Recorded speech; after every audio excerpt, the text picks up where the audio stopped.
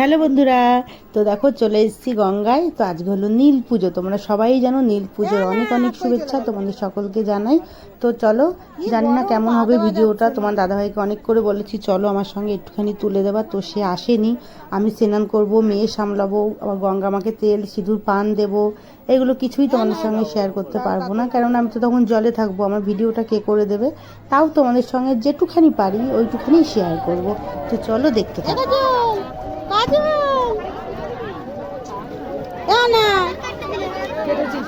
সবাই মিলে এসছি গঙ্গায়।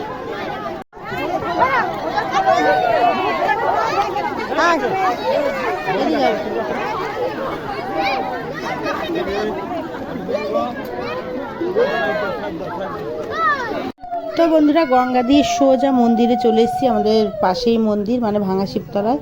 ওখানে চলে এসেছি মন্দিরে। বেরামনো আছে, অঞ্জলি দিয়ে জল টল ঢেলে এখানেই মোমবাতি সব কিছু ধরিয়ে টরিয়ে বাড়ি যাব গিয়ে। তো তখন যখন জল ঢালছিলাম তখন বাজে কটা বলো তো, 2:45 বাজে। এই যে, আর বাড়িতে গিয়ে ঘরের পুজো দিয়ে সন্ধেবেলা আবার তুলসী তলায়, তারপরে সামনে মন্দির আছে, প্রদীপ ধরাবো। তো চলো দেখতে থাকো। তোমাদের সঙ্গে ছোট্ট ছোট্ট করে একটু একটু শেয়ার করছি। বললামই তো আমার উপায় নেই, তাও আমার মেয়েও একটু একটু তুলে দিয়েছে।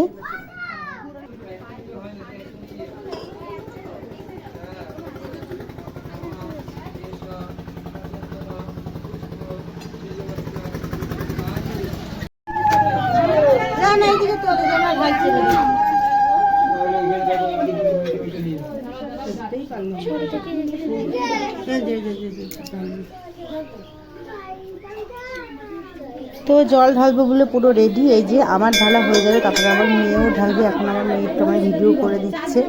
আমার সোনা মা যেরম পারে করে দেয়। বললাম মা একটু করে দাও। তো যাই হোক, আমি জলটা ঢেলে নিই।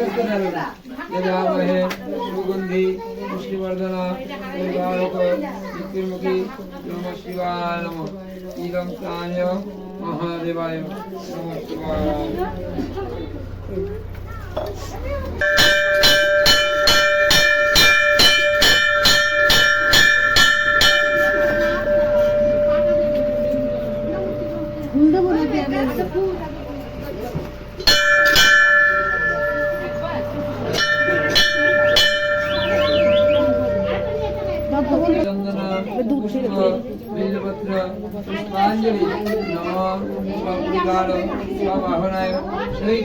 মহাদেবায় পুষ্পদায় নম শিবায়।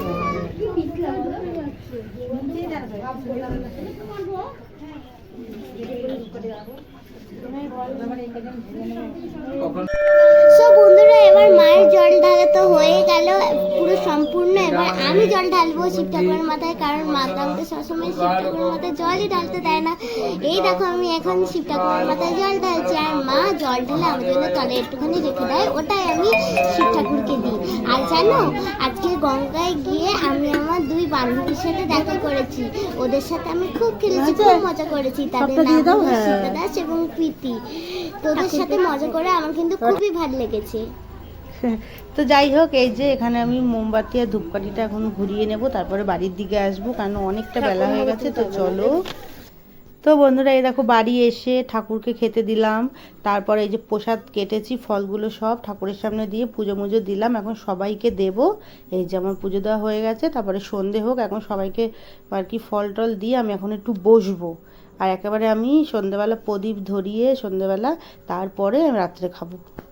তো এই দেখো, এবারে আমার সন্ধে হয়ে গেছে। এই যে প্রদীপ ধরিয়ে দিলাম, 2খানা প্রদীপ বানিয়েছি মাটি দিয়ে ছোট্ট ছোট্ট।